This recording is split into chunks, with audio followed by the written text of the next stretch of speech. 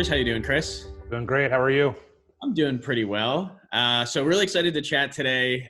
Would love to kind of start the conversation just to hear kind of how you got in the flooring industry, how long you've been in the flooring industry, just some background of really yourself and the store.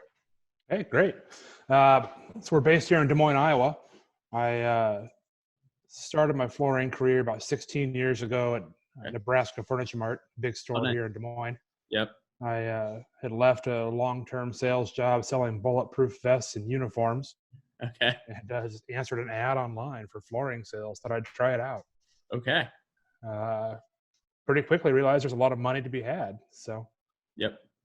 stuck around Nebraska Furniture Mart there for several years. Left to work for some competitors. Always ended up back at Nebraska Furniture Mart. Okay. What made you leave Nebraska Furniture Mart, right? They're such a big, reputable brand.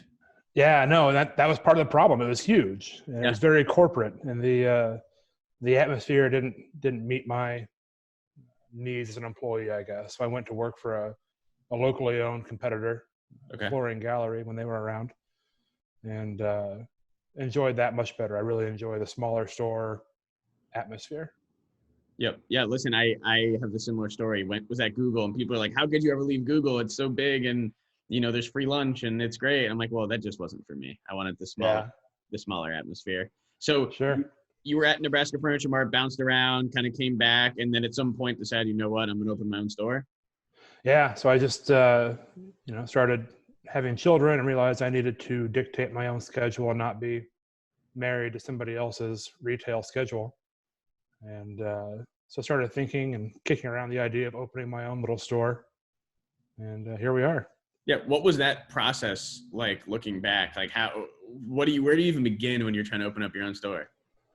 My plan initially was just to buy one of these ambulances that we use for our work trucks and outfit it as a refinish vehicle and hire some guy to do that. Let's go backwards. So what gave you so you guys use ambulances. Tell us this whole story. How did this start? What is the deal now? I'd love for people to kind of understand. Yeah, sure. So I was, when I was thinking about opening my own store, I knew I wanted something unique. I didn't want it to be called, Chris's Flooring or just some generic name that has no real chance of growth. So started throwing ideas out there and sitting around the campfire with my father-in-law drinking Busch Light. He's a fire chief in Northwest Iowa, and mentioned he has an old ambulance he could sell me, and called Floor Doctors. Next day we hit the ground running with it. Okay, so a little bit of Busch Light, maybe a little bit of Busch Light and some family time. Yeah. Exactly, an extra ambulance. So what has had? So you guys have ambulances, I assume. You go around with that, like when you're doing your measures and all that stuff.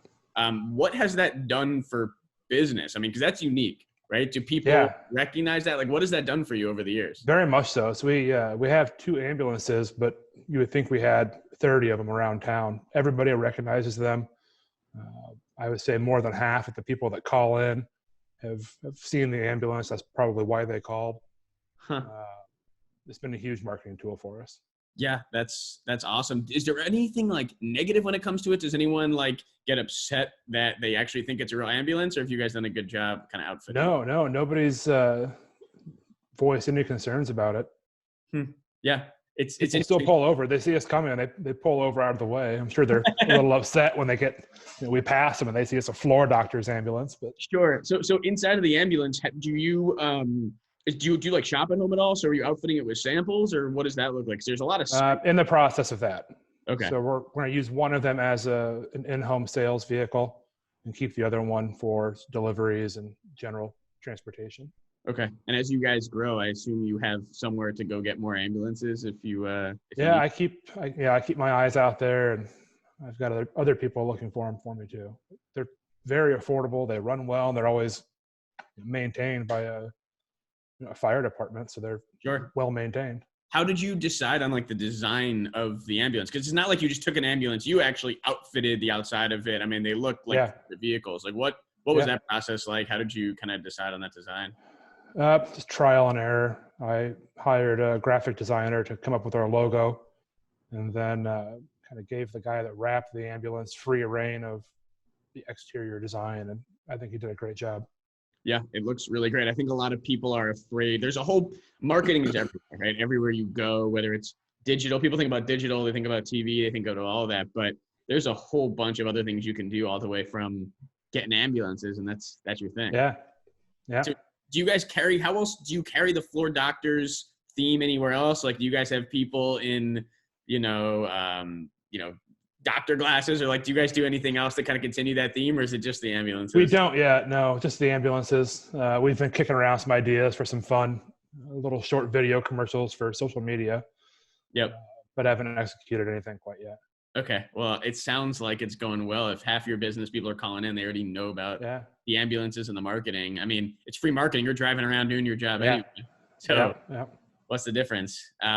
So I want to kind of end this. I know a lot of people are, looking right now to, stay afloat, grow their business, kind of a whole bunch of things. Like, what is over the years, all the way from now, all the way back to Nebraska Furniture Mart? Like, if you had one word of advice, one thing worked really, really well, what would that be to the rest of the flooring industry?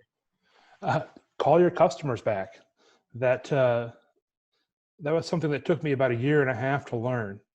When I first started at Nebraska Furniture Mart, I was great at getting measurements scheduled with customers, but then I was sucked on the back end of actually closing the deal after measuring it. Yep. One day the store manager walked up and said, "Chris, a little bit of advice. If you called your customers back after we had their measurements, you probably close some deals." That next year, making 6 figures again. So that was one thing I've always done: call them back. Call them back, follow up. Do you guys use any tools to help make sure you do that? Yeah, we are using RLM now, which has been huge. Nice. Yeah, I would say when I talk to people, it's like it's a kind of a churn and burn mentality, which is newest, hottest lead. You call them, you talk to them, and then someone else calls, you forget about that person if they didn't buy from you right away and move on. Yeah. You're just a leaky bucket. Imagine if you could, and then they say, "Hey, I need more leads." I say, "Yeah, of course, more leads is always good, but if you just close more of the ones that you're getting, or at least nurture them a little bit more, like at some point, there's only so many people in your 10-mile radius that you can serve. You have to just close a higher percent of them." Exactly. Yeah. Well, that's definitely a word of advice. It's something I've been preaching for a while. Very simple. Just call them back, right? Just call them back and nurture them.